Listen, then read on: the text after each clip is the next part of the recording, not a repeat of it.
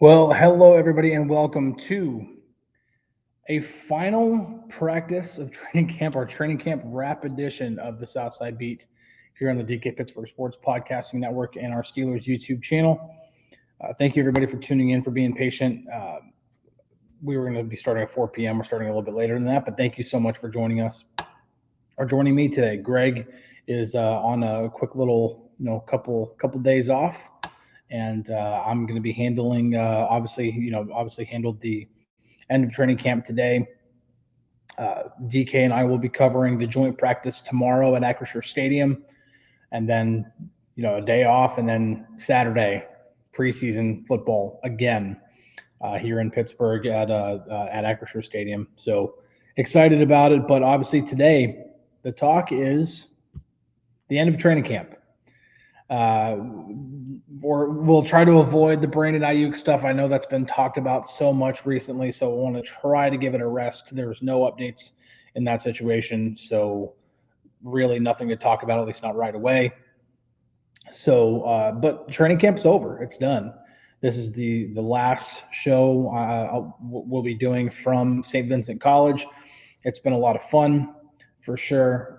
It's always a good time here in Latrobe to cover practice, to mingle with people at Sharky's or Dino's or wherever else here, the local spots here. It's always a lot of fun. It's a good time, and it's enjoyable. Got to meet a few of you guys while I was out here, which was a lot of fun, which is really cool.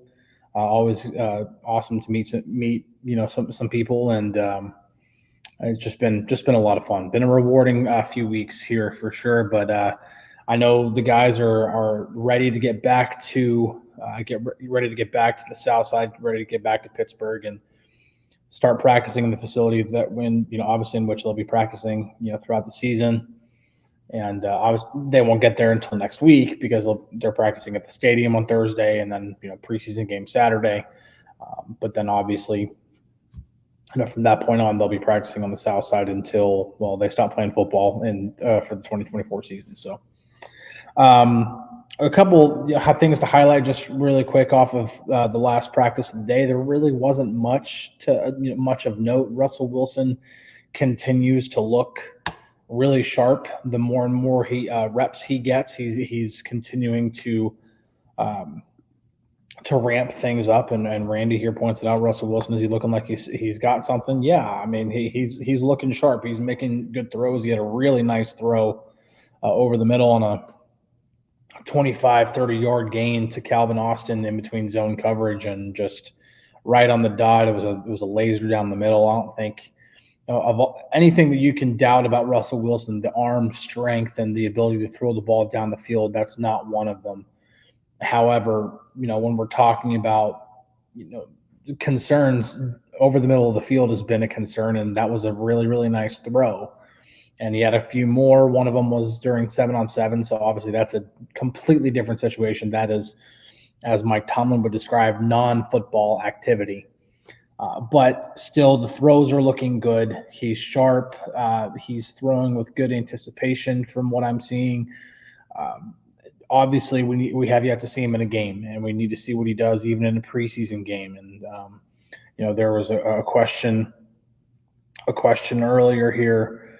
Let me get to it. Didn't want to miss it because it was a good question. Dadgummit. Oh yeah, Jerry here says, will all the starters start in that preseason game? In regards to that, in regards to Russ and whether he plays or if he starts or whatever, that will be probably disclosed tomorrow at Acrisure Stadium when Mike Tomlin addresses the media.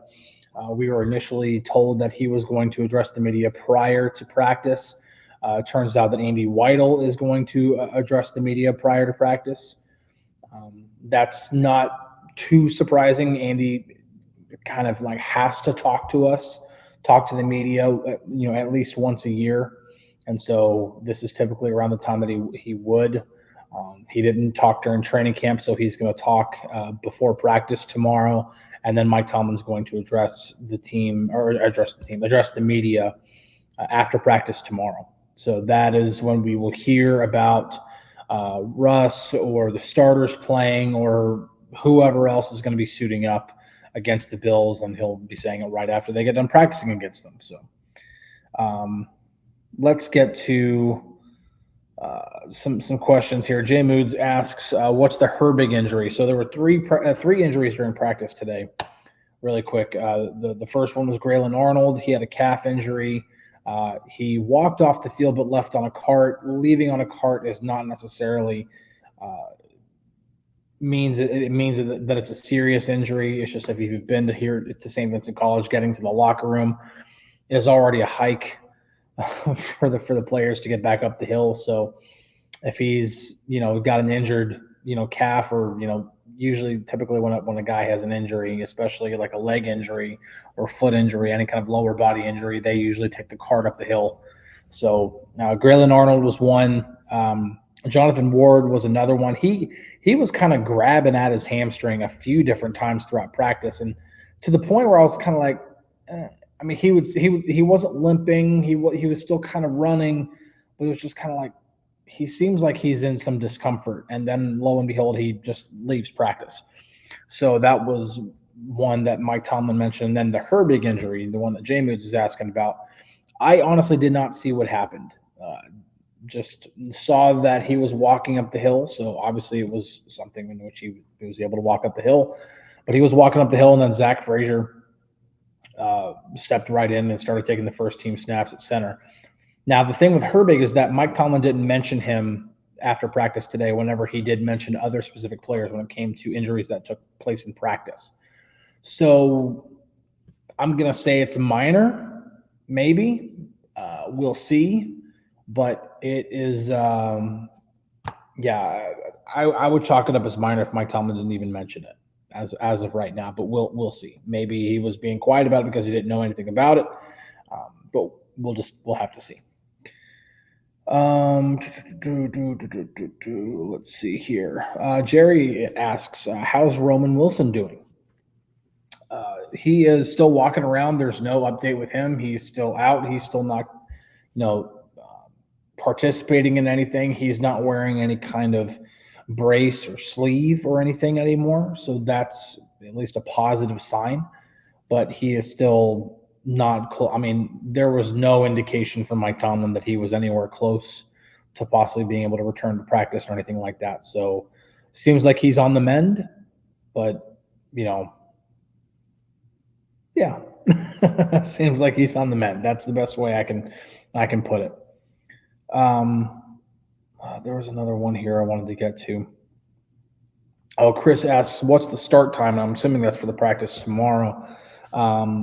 So I believe the practice begins at 1:00. So Andy Weidel is supposed to address the media at 12:30, and then practice begins at 1:00, and then according to the schedule, Mike Tomlin is supposed to address the media at about 3:30 tomorrow afternoon, which actually will get in the way of doing the Southside beat here. I don't know if we'll be able to actually do the show tomorrow. We'll try to figure something out.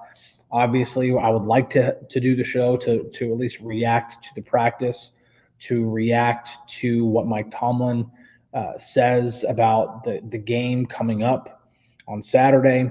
If we can't do it just because of logistics and getting, because obviously if Mike Tomlin's not even speaking until 3:30, the earliest we could possibly do the show is 4, but that is probably right after the show or the press conference ends. And so I just, finding a place to do it in the stadium, I'm not sure. So I can't make any promises when it comes to tomorrow's show. We'll have to see. If we can't do it tomorrow, then we'll do it Friday for sure. We'll do a show Friday. We'll react to all the stuff that happens at practice tomorrow, and then obviously what Mike Tomlin says. And then maybe there will be, an update with this whole Brandon Ayuk stuff.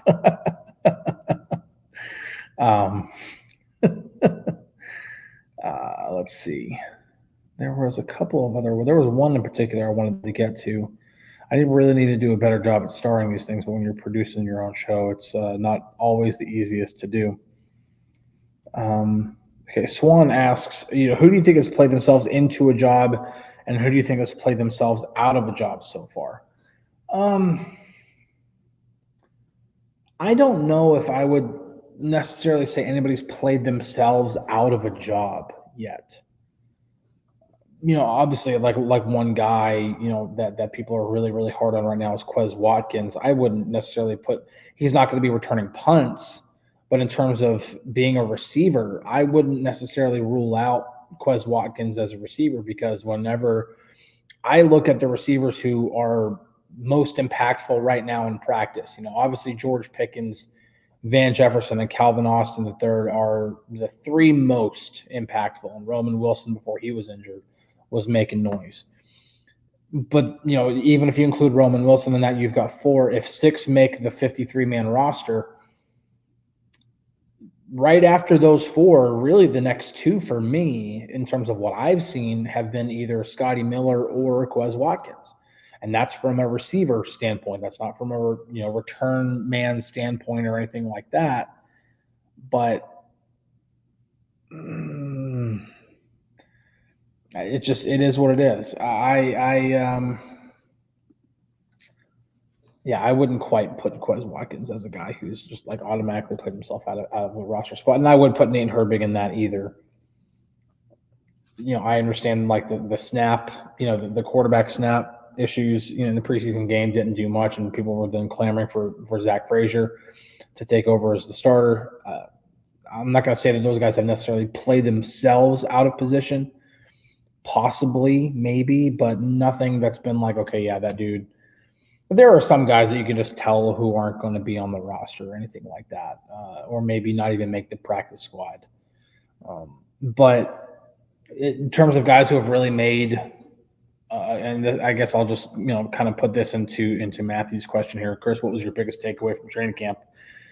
It was that there wasn't really a lot of weak links that I saw. Like, it seemed like a really good camp. There weren't any.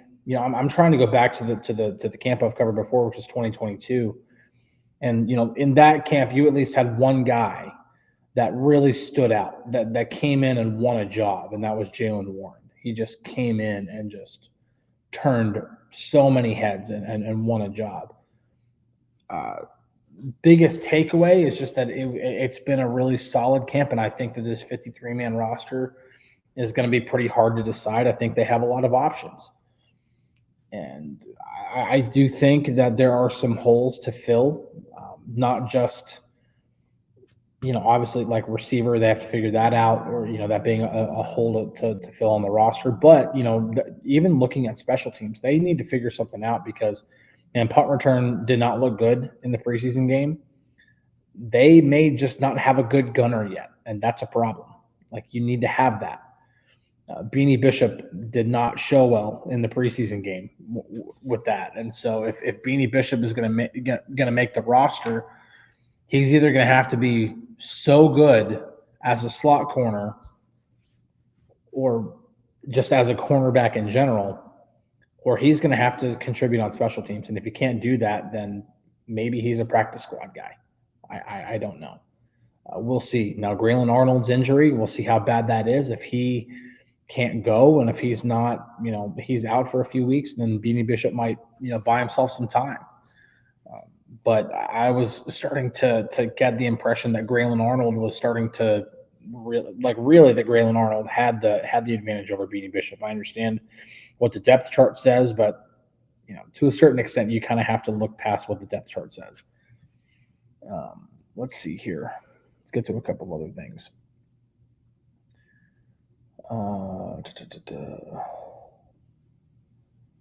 Jason asks, how has Sutton looked at safety? He's looked okay, but I wouldn't read too much into that, just because they need to figure out who can play slot corner while he's out. That's just, they need to figure that out. Whether it's Grayland Arnold or Beanie Bishop or anybody else, they need to figure that position out. And so having Cam Sutton take snaps in that spot, even though that's the spot he's going to play, you have 8 games in which somebody else has to play there. So Cam Sutton will get his work there eventually. They need to figure out who can play there now. So from what I understand, Cam Sutton is just taking reps wherever he can get them. So I wouldn't read too much into, okay, Cam Sutton, they're going to work out Cam Sutton at safety. I wouldn't necessarily read too much into that. Robert asks, what O lineman will not make the 53-man roster? Well, I mean, I'm going to be, as a way to wrap up camp, I'm going to do another 53-man roster prediction or projection. I want to say prediction. I keep wanting to say prediction, but it's projection. What I'm projecting is going to happen based off of what I've seen in camp. So pretty much the 8 or 9 guys that don't make the roster, or that I list there, won't make the roster. I don't think I'm going way out on a limb by saying, okay, your starting 5 right now are from left to right: Dan Moore, Isaac Seumalo, Nate Herbig, James Daniels, and Broderick Jones. Then you have to have Fautanu in there, even though he's out right now. Fautanu is going to be there. On the interior, you still have Zach Frazier. Mason McCormick is going to be there. Spencer Anderson, I think, will be there. I do think that based off of where he is being plugged in, I think Spencer Anderson is going to be there. Dylan Cook, possibly be there. So pretty much anybody else outside of those names, not a guarantee, unless I miss one. I very well miss one. I'm not looking at a list right in front of me. I'm more visual than I am like up here. But I do think that this is going to be a situation in which all those guys here. I can actually pull it up really quick just so I don't miss any names. Oh, I have lights going out on me. Oh, that's funny, man. Like, it's funny because this is a ghost town right now. So I had, let's see, Herbig, Frazier, Seumalo, Daniels, McCormick, and then Jones, Moore, Fautanu, and Dylan Cook. Yeah, so those 9 as the offensive linemen. So Jason Williams asks, any concern with Boswell? Heard he missed a few field goals. No, there's no concern with Chris Boswell. None at all. I don't even know if I can find lights in here. I hope I can. Maybe let's go for a walk real quick and see if I can find some lights, because I don't want to be in the dark the whole time. So this is here we go. All you have to do is move. And the lights turn back on. So that's cool. Interesting dynamic for a show, man. Robert asks a good question, because this might be one of the most undecided roster spots right now. Who will be the 4th outside linebacker? Because when they re-signed Marcus Golden, they pretty much had the 4 decided. It was going to be obviously TJ and Highsmith, and then Golden and Herbig, and that would have been that same foursome as last year. With Golden retiring, it's kind of wide open. You got Jeremiah Moon. David Perales injured his knee. So Kyron Johnson, I believe I think that's his name. He's an option there. DeMarvin Leal could be an option there as a guy who can also play. Who can go out there and play, be versatile. But that is a very, very wide open roster spot right now. No doubt about that. Excuse me. It's just there are a number of guys that can fill that role. It might be a situation in which they kind of have to also look externally again. But they have some guys that I think they're going to want to continue to look at on the inside. These next 2 preseason games will be a great time for any of those guys to stand out and try to claim that roster spot. So Robert asks, who's the 3rd running back? Cordell Patterson. That's easy peasy. Najee Harris, Jalen Warren, Cordell Patterson. Those 3 for sure. Those are your three running backs. Yeah. Mr. CJ Jr. says the fourth string quarterback / punt returner.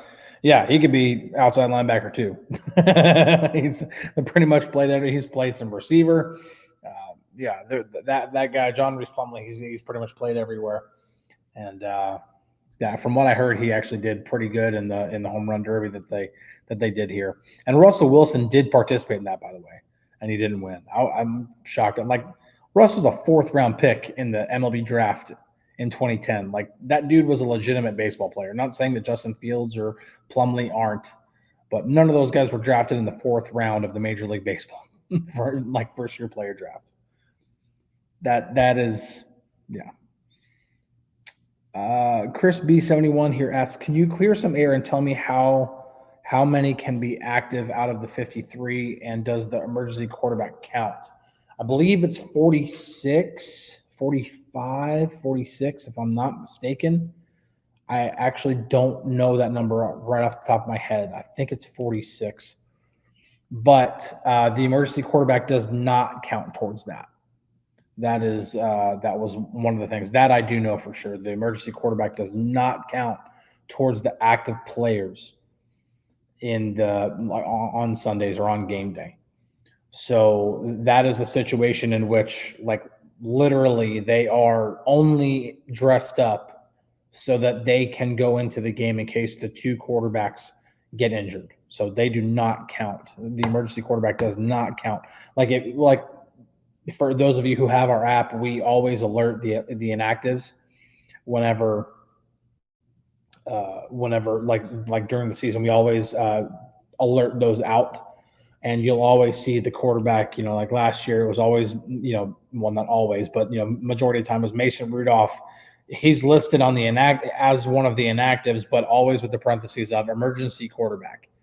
So he's inactive, but he is still dressed so that whoever it is, the emergency quarterback, can go into the game in case the 2 quarterbacks in the game get injured. Jason Williams. Ooh, that's a good question. TJ Watt, over or under 17 sacks? I'm going to say over. I would like to bet over. If he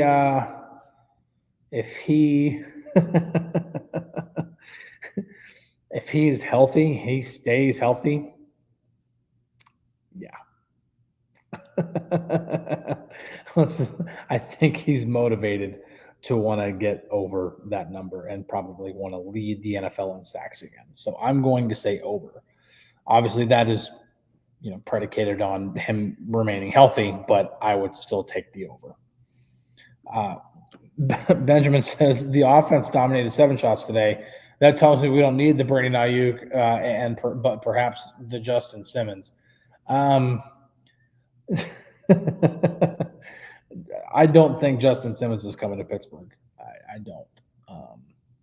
I think they're happy with their 3 safety mix. I think, KZ being the 3rd safety is he's, a decent guy as the 3rd safety. If he's your 2nd, yeah, you get a little thin at that point, but I think they're happy with their safety mix right now, and especially with what it would cost. I've heard almost nothing when it comes to the Steelers' interest in Justin Simmons, at least not since pretty much the start of free agency or anything like that. Obviously, there is interest in Brandon Ayuk. And Ben says, I'm being funny. I figured. But yeah, no, there is interest in Brandon Ayuk because they have a trade agreement in place. But sure, but like for real though, like even just outside of like being funny about it, Justin Simmons would be a great addition to the back end of the defense. But for what it would cost, I don't know. But hey, man, the offense has looked pretty good in 7 shots, man. Like throughout training camp, they have looked good in 7 shots.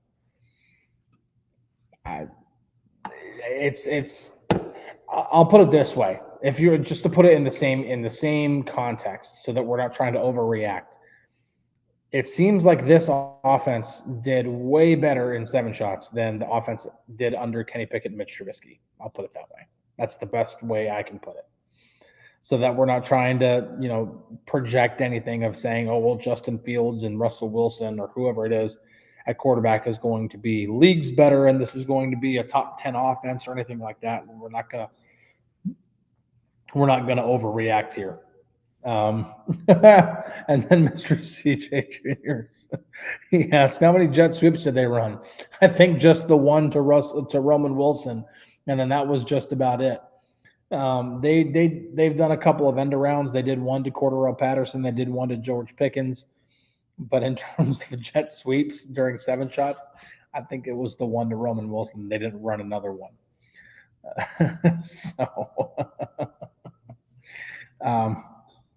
Jason says, bro, Peyton Wilson is going to be a problem. When we talk about like guys who have played themselves into a job, that's probably that would be a guy who I'd say has played themselves into a job. I wouldn't necessarily say a starting job. I don't think he's going to be, barring injury, that he's going to be one of the 2 starting inside linebackers. I do not think that at all. I do think that he has played well enough to be the 3rd guy, to be the first guy that takes the field when they need 2 inside linebackers, and one of them is not Patrick Queen or Landon Roberts. I do think he is the number 3 on that depth chart, above Matakevich, above Mark Robinson. I think he's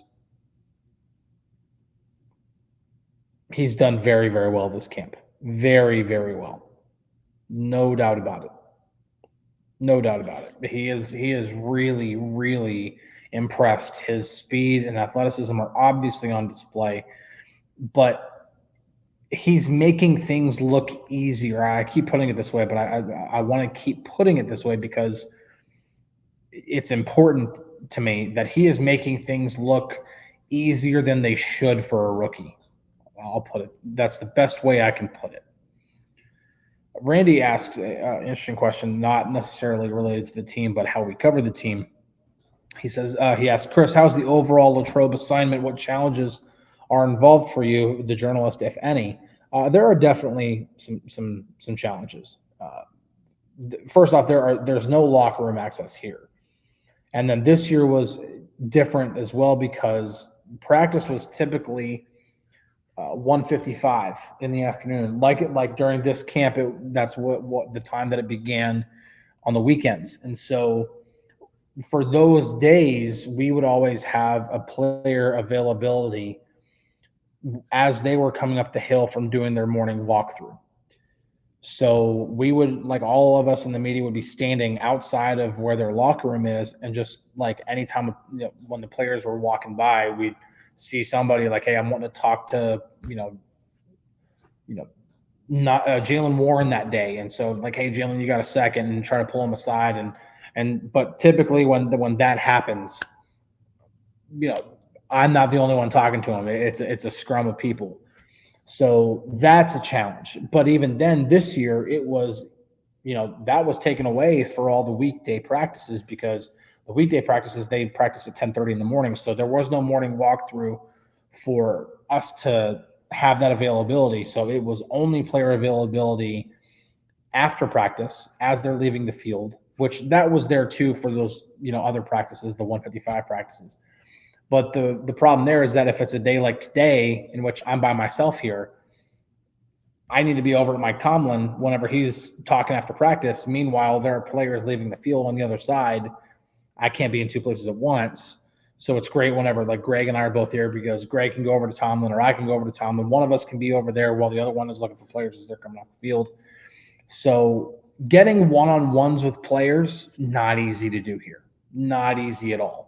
A lot easier in a locker room, especially because whenever a scrum develops in a locker room, there are so many other guys in an enclosed space that I can go up to and I can talk to.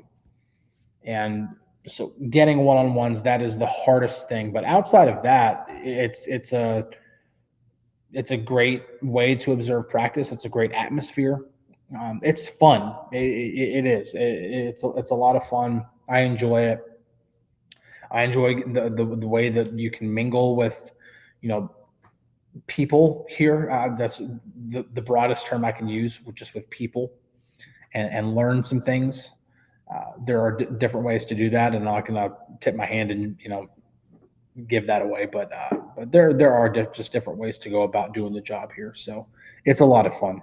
It's a grind, long days. I'm not anywhere done working for today. Probably gonna. I mean, I still have to write. My roster projection as the way that I'm going to wrap up camp. Then that's going to be a little while. So I've got some other work to do. I'm still not done yet. I've been working since, not granted about, 9 or 9:30 this morning. That doesn't sound like a long day, but like I said, I'm not done yet. By the time the day is over and I actually get home to my family and everything like that, it's probably gonna be a 9 or 10 hour day. So, long days. And when it's 6 days a week, it's a grind for 3 weeks, but it's fun, man. It's one of those grinds that is well worth it. Robert asks, who is the middle linebacker that will make the 53-man roster? I mean, there's not just one. I mean, there would be 4. They wouldn't have 5. The 4 that I would project right now, Patrick Queen, Elandon Roberts, Peyton Wilson, and then I initially had Mark Robinson on my first one that I did, like pre-training camp. Changing my mind on that. I was already kind of close on that with Tyler Matakevich anyway. But just what Matakevich can do on special teams, he's just, yeah. So those 4. Jason asks, did you see a higher level of intensity this year? Based off of what I saw 2 years ago, yes. Now, I wasn't at camp last year, so I can't honestly answer that. But this was definitely a more intense camp. There was the level of competition. That's the best word that I can use. The level of competition was high. You kind of sense the urgency a little bit more. I feel like 2 years ago when I covered camp here, it was more of a feeling out process. And this year, it definitely feels more like there was a sense of urgency from the players. And if anything, I would feel like this year would be more of a year to feel things out because there are so many new players at key positions and new coaches. There's a new offensive coordinator. There's a new quarterbacks coach. There's a new receivers coach. There are a number of new things here. Patrick Queen is new. Russell Wilson and Justin Fields and Kyle Allen, all 3 quarterbacks. Plumlee, too. All 4 quarterbacks are new. You would think that this year would be more what feels like more of a feeling out process, but this has just felt like a very competitive camp that has more sense of urgency. That's just the best way that I can put it. It's definitely been more intense. Let's see here.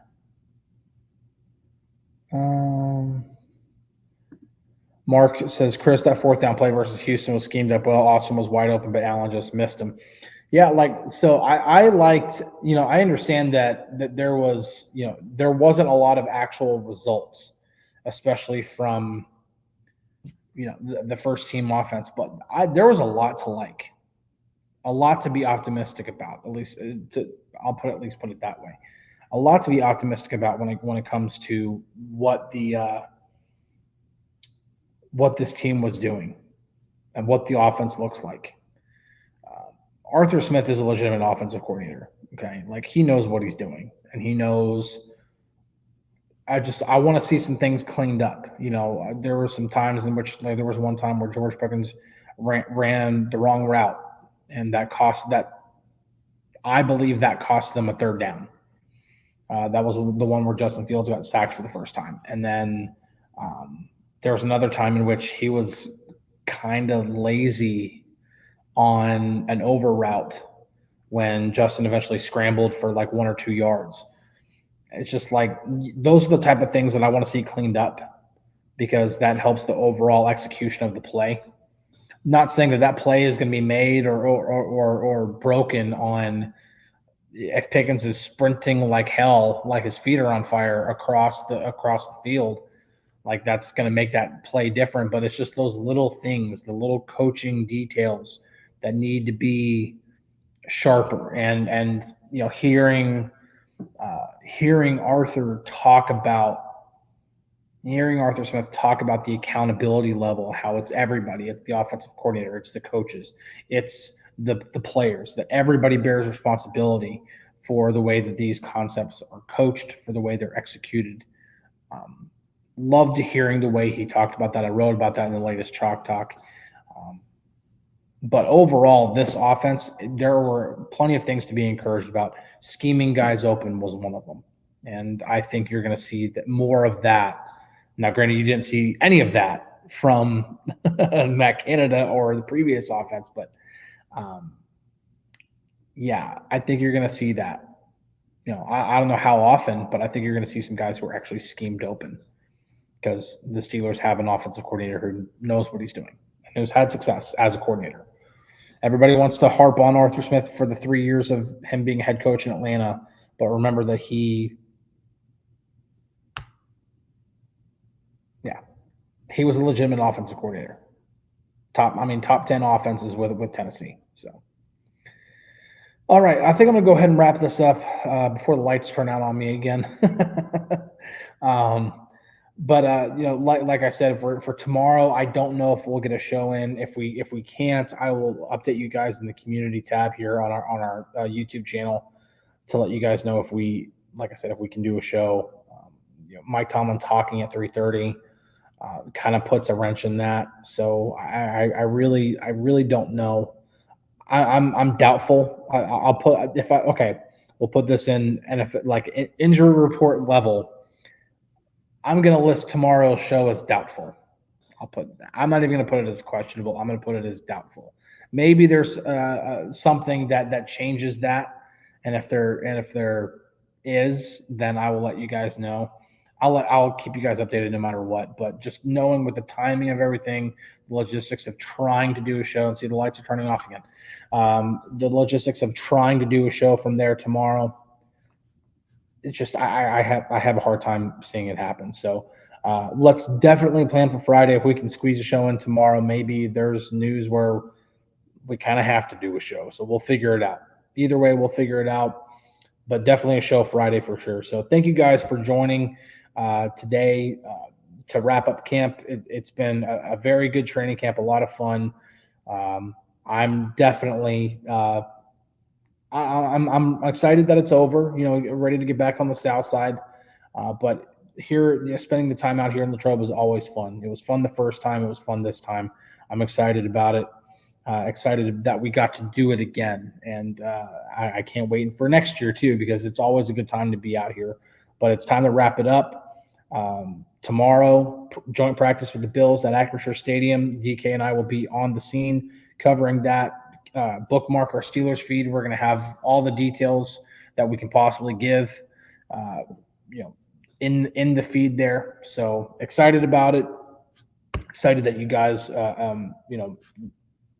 joined us for all the coverage that we provided out of Latrobe. It was a lot of fun, and we loved seeing all your guys' reactions. So catch you guys on the flippity flip. We will talk, if not tomorrow, definitely on Friday. So see you guys later.